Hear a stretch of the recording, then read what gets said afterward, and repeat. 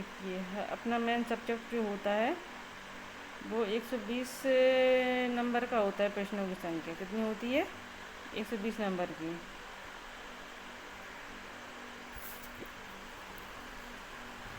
और जो 100 और जो 30 नंबर रहते हैं ना, वो और जैसी आ जाती है उसमें सामान्य हिंदी, सामान्य अंग्रेजी, सामान्य ज्ञान, शिक्षा शास्त्र। हाँ, इनको भी देखना पड़ेगा, लेकिन अपना मेन टारगेट होता है मेन सब्जेक्ट का। ओके, तो आज चलिए हम आपको दिखाने चलते हैं पॉलिटिकल साइंस का सिलेबस। ये देखिए यहाँ से ये है जी, है फर्स्ट जो 30 नंबर का आता है वो है जी। क्या है जी? 30 नंबर वाली। चलिए चलते हैं देखिए आगे आगे। अब जैसे जी हिंदी भाषा का आ गया है, हिंदी भाषा का सिलेबस है जी। हाँ, उसके बाद आ गया जी इंग्लिश का आ गया, संस्कृत का है। जो बच्चा जिस सब्जेक्ट का है वो अपना सिलेबस चेक कर सकता है, लेकिन हम आपको अभी पर्टिकुलर पॉलिटिकल साइंस सिलेबस की डिस्कस कर रहे हैं कि कैसा क्या रहता है इसका। ठीक है जी। अगर मैथ का ओके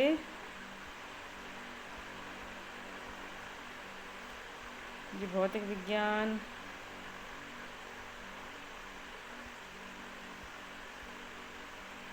जीव विज्ञान,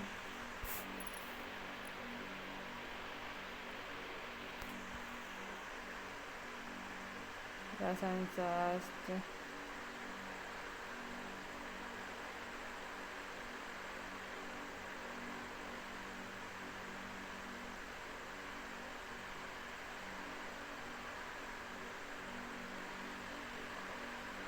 गृह विज्ञान,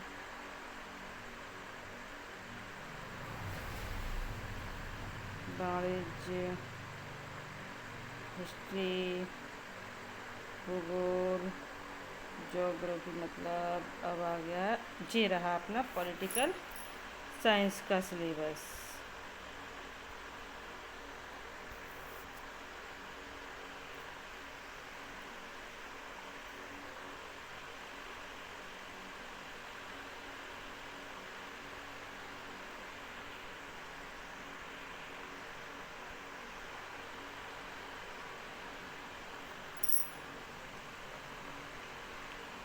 पहली यूनिट है राजनीति विज्ञान। इसमें अपन लोग पढ़ेंगे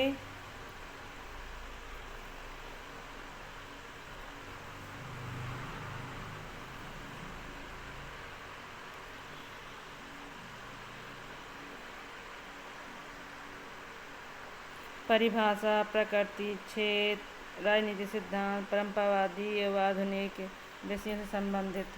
मतलब उसकी परिभाषाएँ बड़े परिभाषाएँ बहुत सी आती हैं। उसकी प्रकृति कैसी है राजनीति विज्ञान के बारे में, उसके क्षेत्र के पढ़े हुए हैं कि कितने क्षेत्र में कैसा क्या होता है। उसके बाद परंपरावादी और आधुनिक सिद्धांत पढ़ेंगे, उसके कौन कौन से सिद्धांत होते हैं। इसी में वो आ जाएंगे आपके व्यवहारवादी और अब मैं जी परंपरावादी की और आधुनिक में भी आ जाएंगे। दूसरा चैप्टर है शक्ति एवं नागरिक अधिकार। शक्ति एवं नागरिक अधिकार।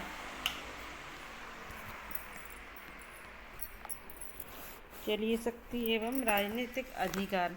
इसमें अपन पढ़ेंगे राज्य की उत्पत्ति, साम्राज्यवाद, बहुलवाद,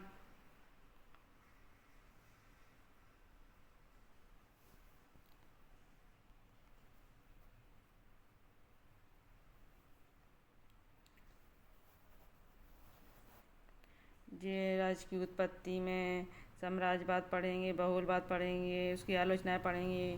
राज्य की उत्पत्ति में पढ़ेंगे देवीय सिद्धांत पढ़ेंगे, विकासवादी सिद्धांत पढ़ेंगे, सामाजिक समझौते वाले सिद्धांत पढ़ेंगे, पितरात्मा मात्रात्मा, ये इसी में आएंगे राज्य की उत्पत्ति में। ठीक है। थर्ड यूनिट आ जाएगी नागरिक अधिकार। इसमें मौलिक अधिकार आएंगे, कर्तव्य आएंगे, नीति निर्देश तत्व आएंगे, मानव अधिकार आएंगे, स्वतंत्रता, समानता, ये सब दिए जाएंगे। और पढ़ेंगे प्रजातंत्र यानी लोकतंत्र, इसका अर्थ क्या होगा, इसके प्रतिनिधि के सिद्धांत, विकास, कल्याणकारी राज व्यवस्था, पालिका, न्यायपालिका, शक्ति प्रतिकरण के सिद्धांत, ये सब पढ़ेंगे। मतलब ये सब उसमें आ जाएगा कॉन्स्टिट्यूशन में। हाँ, अब आगे संविधान। संविधान का अर्थ, संविधानवाद के स्रोत, प्रकार, शासन प्रणालियाँ, संसदीय अध्यक्षी, कहीं कहाँ अध्यक्षीय शासन प्रणाली होती है, कहीं एकात्मक शासन प्रणाली होती है, कहाँ संघीय प्रणाली होती है। अलग अलग देशों के से कंपेरिजन करेंगे।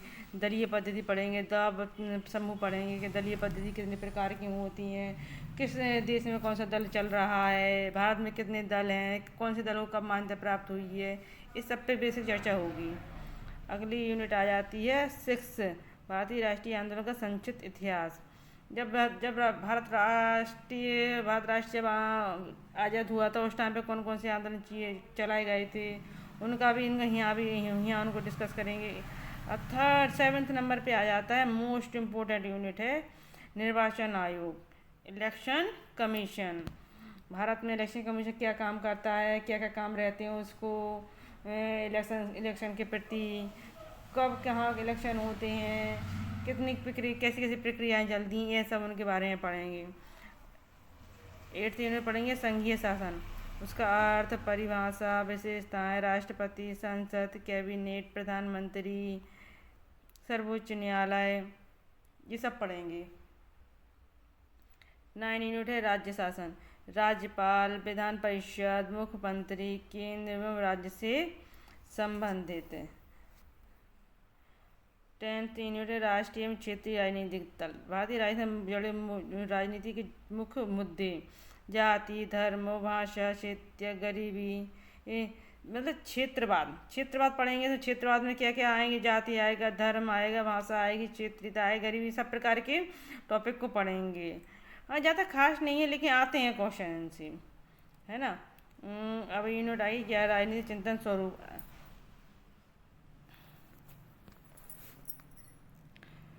विचारक आएंगे, राजनीतिक इंडियन पॉलिटिक्स थिंकर, क्वार्टेल आएगा, राजा राम मोहन आएंगे, दयानंद सरस्वती आएंगे, महात्मा गांधी आएंगे, BR अम्बेडकर आए, लोकमान्य तिलक आएंगे। और पाश्चात्य में पहुंच जाएंगे तो क्या आएगा, सुकरात, प्लेटो, अरस्तु, रूसो, मैकियावेली। पात्रता में तो चलो कम ही थिंकर दिए हैं, जब आप पात्रता पास कर लोगे फिर इसके बाद जो चयन आए तो उसमें और थिंकर बढ़ जाएंगे अपने। इसलिए अभी तो अपन ऐसी तैयारी करते चलो कि इसके साथ साथ आगे की तैयारी भी चलती रहे, चयन की भी तैयारी चलती रहे अपनी जी। इसलिए इसको ऐसा करके चलो कि अपना सब साथ में चलता रहे, कि आगे चल के ज़्यादा मेहनत ना करना पड़े अपन को, ठीक है। नेक्स्ट यूनिट है 12, राजनीतिक विचारधारा, उदारवाद, समाजवाद, लिबरलिज्म, सोशलिज्म, मार्क्सवाद, गांधीवाद विचारधारा क्या होती है, एक आइडियोलॉजी होती है। गांधीवाद जैसे उनकी जो गांधीवाद जो गांधी की बातों को मान रहा है, उनको फॉलो करता है, उनकी जैसी सोच रखता है वैसी उन्हें प्रोसेस करता है, उस विचारधारा है अपना लोग, उसी को वो बाद लग जाता है, वो इसलिए गांधीवाद हो जाता है। 3rd यूनिट है 13 यूनिट है विश्व की महत्वपूर्ण शासन प्रणालियाँ, ब्रिटेन, संयुक्त राज्य अमेरिका, स्विट्जरलैंड, शासन की प्रणाली, संयुक्त राज्य अमेरिका, स्विट्जरलैंड की संविधान, इनकी तुलनात्मक अध्ययन करना है, अच्छा है, कंपेरेटिव करना है कि कौन से देश में कैसे शासन प्रणाली है, कितनी है, कौन से जैसे भारत में कैसी है, इंग्लैंड में कैसी है, और USA में कैसी है, इस प्रकार का तुलनात्मक करेंगे अपन लोग। ओके, अपन जब क्वेश्चन लगाएंगे तो सारा सब कुछ सबसे रिलेटिव क्वेश्चन आएंगे, PYQ में सारे क्वेश्चन दिए रहते हैं। यूनिट 14 है भारत एवं अंतर्राष्ट्रीय, IR, वेरी इंपॉर्टेंट यूनिट है IR, इनसे बहुत ही क्वेश्चन आते हैं और हर बार पूछे जाने वाले क्वेश्चन आते हैं। विश्व राजनीति में भारत की स्थिति, भारत के अन्य राष्ट्रों के देश से संबंध, मतलब भारत के अन्य राष्ट्रों से संबंध, पड़ोसी राज्य होते हैं अन्य राज्यों से संबंधित, इसमें अन्य राष्ट्रीय पड़ोसी राज्य नहीं है, तो पड़ोसी के साथ साथ अपन को और अलग भी जो दिए रहते हैं उनको भी पढ़ना पड़ेगा। जैसे अपन भारत के पाकिस्तान से पढ़ते हैं, नेपाल से पढ़ते हैं, भूटान से पढ़ते हैं, श्रीलंका से पढ़ते हैं, बांग्लादेश से पढ़ते हैं। तो अब जो बाउंड्री टच हैं पड़ोसी देश हैं, जो टच नहीं होते जैसे अब चाइना से ही पढ़ोगे, USSR से यानी सोवियत संघ से ही पढ़ेंगे, अमेरिका से ही पढ़ेंगे, तो सारे इसे पढ़ेंगे। ओके, और संगठन भी आएंगे इनमें, नीति निशस्त्रीकरण, अंतर्राष्ट्रीय वित्तीय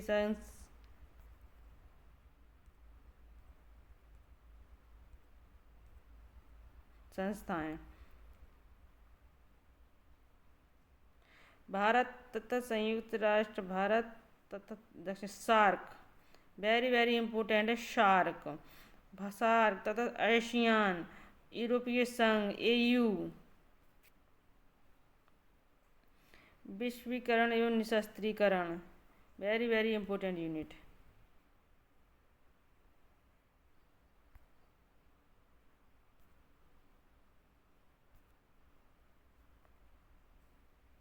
लास्ट यूनिट है लोक प्रशासन यानी पवेड। पवेड